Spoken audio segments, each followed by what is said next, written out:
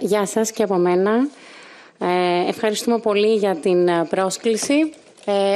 Θα ήθελα να πω καταρχήν ότι ευχαριστούμε που προσκαλέσατε το νέο θεσμό του συνηγόρου του αποφύτου. Είναι ένας νέος μηχανισμός της Ένωσης Αποφύτων, της Εθνικής Σχολής Δημόσιας Διοίκησης. Και θα σας πω δύο λόγια για τον μηχανισμό και μετά μια σύντομη τοποθέτηση επί του νομοσχεδίου. Ο μηχανισμός αυτός, καταρχήν, θα θέλαμε να διευκρινίσουμε ότι δεν έχει κανένα ελεγκτικό ή πειθαρχικό ρόλο. Είναι ένας μηχανισμός υποστηρικτικός, με την έννοια της ανάδειξης ζητημάτων που απασχολούν τους αποφύτους της σχολής και ευρύτερα τους δημοσίους υπαλλήλους, και αποσκοπεί στο να αναδείξει επιστημονικές προτάσεις για την αντιμετώπιση των ζητημάτων.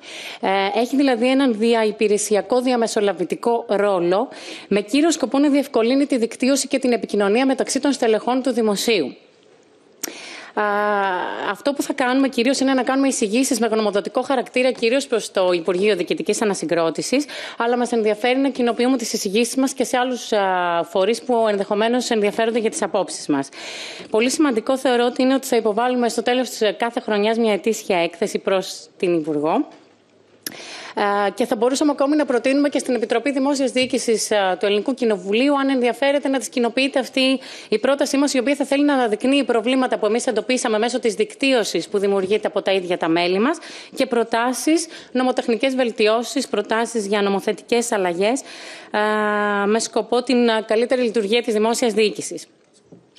Φτάνοντας τώρα στο νομοσχέδιο, θέλοντας να συνεχίσω αυτό που προείπε ο πρόεδρος της Ένωσης Αποφύτων, είναι πάγια θέση της Εθνικής Σχολής Δημόσιας Διοίκησης και των Αποφύτων της η δημιουργία ενός διυπουργικού κλάδου, ο οποίος ουσιαστικά θα εκτελεί αυτά τα καθήκοντα που προβλέπει και το νομοσχέδιο του Υπουργείου, δηλαδή τα καθήκοντα του διοικητικού εμπειρογνώμονα.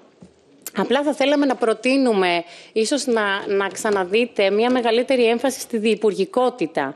Δηλαδή, εμείς συμφωνούμε καταρχήν με τον κλάδο των Συμβούλων Εμπειρογνωμόνων, απλά στην δική μας μελέτη, η οποία επικαιροποιείται και έχει κατατεθεί στο Υπουργείο, και υπάρχει και αρμόδια επιτροπή που ήδη επεξεργάζεται την επικαιροποίησή της, με σκοπό να συμβάλλει σε αυτή την προσπάθειά σας, τονίζεται η διυπουργικότητα με την έννοια των στελεχών που λειτουργούν με οριζόντιο ρόλο σε όλα τα Υπουργεία και έτσι επικοινωνούν και συνεργάζονται για την προώθηση των μεταρρυθμίσεων.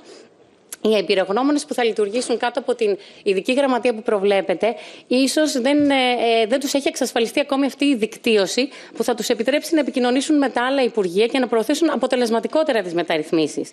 Επομένως, συνοψίζοντας, η πρότασή μας εντοπίζει κάποια σημεία, δηλαδή ότι αυτή τη στιγμή στη δημόσια διοίκηση τα επιτελικά στελέχη του δημοσίου, οι διοικητικοί εμπειρογνώμονες, ας πούμε, δεν έχουν μια σαφή επαγγελματική σταδιοδρομία μέσα στο δημόσιο.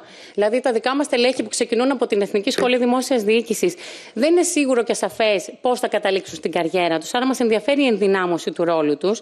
Μας ενδιαφέρει να δούμε επαγγέλματα πλέον μέσα στο δημόσιο. Ο διοικητικός εμπειρογνώμονας μπορεί να είναι ένα επάγγελμα, ένα ιονή επάγγελμα μέσα στο δημόσιο. Και θα θέλαμε να σας ζητήσουμε να τονίσετε την οριζόντια διάσταση και τη δικτύωση αυτού του νέου ρόλου μέσα στη δημόσια διοίκηση. Και τέλος, στην πρότασή μας, εμείς επιμένουμε στην ειδική επιμόρφωση που θα πρέπει να λαμβάνουν τα στελέχη αυτού του κλάδου, που εμείς το φανταζόμαστε, επαναλαμβάνω, διυπουργικό, και όχι ένα κλάδο που υφίσταται μόνο στο Υπουργείο Διοικητικής Ανασυγκρότησης. Προτείνουμε λοιπόν τη διεξαγωγή ενός διυπουργικού φροντιστηρίου για όλα τα στελέχη που θα αποτελούν πλέον μέλη αυτού του κλάδου. Και προτείνουμε αυτή η διυπουργική εκπαίδευση να δίνεται μέσα από το Εθνικό Κέντρο Δημόσιας Διοίκησης και Αυτοδιοίκησης. Αυτό προβλέπεται μέσα από τις διατάξεις του και πιστεύουμε ότι έχει όλες τις δυνατότητες να προσφέρει αυτή την εκπαίδευση, την ειδική εκπαίδευση, στα μέλη που καλούνται να επιτελέσουν ένα τέτοιο ειδικό ρόλο.